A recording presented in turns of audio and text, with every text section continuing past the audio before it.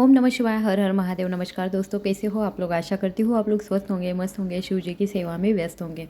तो देखिए, पितृपक्ष में पितरों की आत्मा की शांति के लिए पिंडदान, तर्पण या श्राद्ध किया जाता है, जिससे हमारे पितर प्रसन्न होते हैं और परिवार के लिए सुख समृद्धि का आशीर्वाद देकर वैकुंठ चले जाते हैं।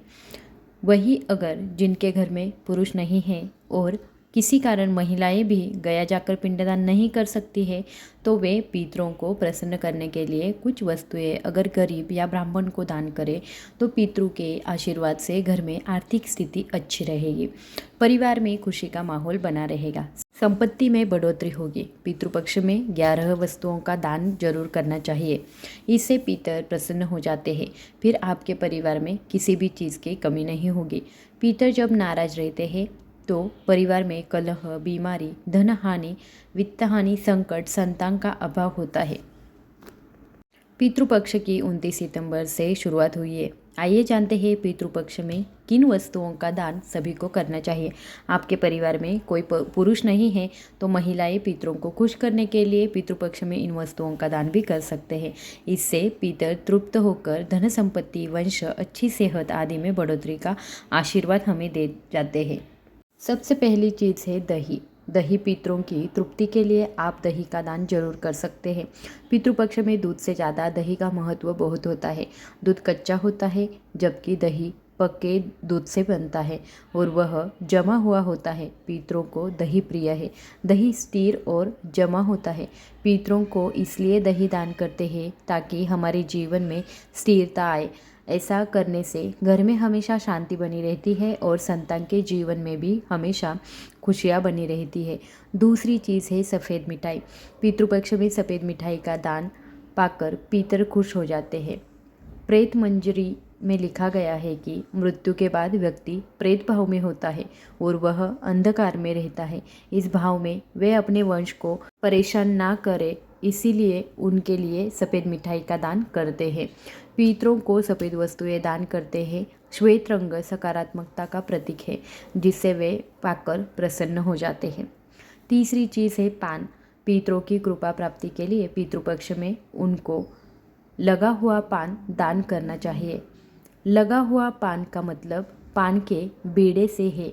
जब आप पान दान करते हैं तो घर में संपत्ति की वृद्धि होती है और जीवन में कभी भी पैसों की कमी नहीं होती है। चौथी चीज़ है तेल। श्राद्ध पक्ष में पितरों के निमित्त सरसों का तेल का दीपक जलाना चाहिए। इससे पितर संतुष्ट हो जाते हैं। इन 15 दिनों में सरसों और चमेली के तेल का दान करने से घर में धन संपत्ति की समस्या दूर होती है। पांचवी चीज़ है नमक। पितृपक्ष में नमक का करें दान। पितृपक्ष के दौरान आप सफ़ेद नमक का भी दान कर सकते हैं। सफ़ेद नमक के दान से पितर प्रसन्न होते हैं और कुंडली में अपने पितृदोष जो है वो भी समाप्त हो जाते हैं। अगली चीज़ है केला। पितरों को खुश करने के लिए पितृपक्ष में पके हुए केले का दान करना चाहिए। केला एक सदाबहार फल है और वह भगवान विष्णु को बहुत ही प्रिय है। विष्णु कृपा प्राप्ति के लिए केले के पौधे की पूजा भी की जाती है। भगवान विष्णु वैकुंठ धाम के मालिक है और मोक्ष प्रदान करने वाले पिता केले का दान प्रकार प्रसन्न हो बैठते हैं और अपने वंश को भी धन्य कर देते हैं। सातवीं चीज़ है जूते चप्पल का दान। जूते चप्पल का दान पूर्वजों के निमित्त और उनकी आत्मा शांति हेतु जूते या चप्पलों का दान करना चाहिए। पितरों को प्रसन्न करने के लिए मान्यताओं के अनुसार ऐसा करने से घर में सुख शांति खुशहाली आती है। शनि और राहु दोष भी समाप्त हो जाते हैं। आठवीं चीज़ है वस्त्रदान। वस्त्रदान जिसे भी भोजन कराया जा रहा है उसे जूते चप्पल के अलावा वस्त्रों का भी दान आप कर सकते हो। वस्त्रदान में धोती, टोपी या उत्तरीय मतलब गमछा दिया जाता है। कहते हैं कि पितर अपने वंशजों से वस्त्र की भी कामना आदि करते रहते हैं। उसके आगे आता है छातादान। छातादान श्राद्ध कर्म में और मनुष्य की मृत्यु के बाद 11वें दिन और शयादान में छाता और जूता दान करने की प्रथा है।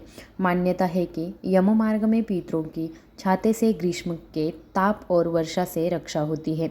यह भी कहा जाता है कि इससे पितरों की छत्र छाया बनी रहती है। 10वीं चीज़ है धान्य दान।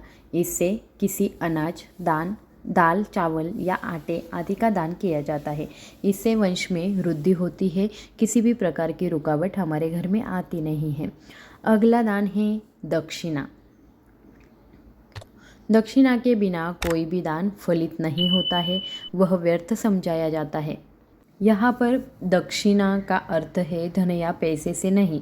दक्षिण में आप अपने पितरों के लिए कोई पत्र यानी बर्तन जैसे कटोरा, लोटा, थाली आदि दान कर सकते हैं।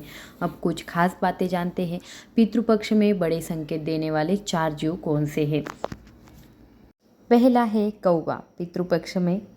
पितृपक्ष के समय कौवे की प्रतीक्षा उन सभी लोगों को होती है जो अपने पितरों का श्राद्ध करते हैं। कौवा जब आता है तो वह आपके पितरों से जुड़े संकेत देता है। यदि आपने अपने पितरों के लिए भोजन का अंश निकाला है और वह उसे खा लेता है तो समझ लीजिए कि वह भोजन आपके पितरों को प्राप्त हो गया है।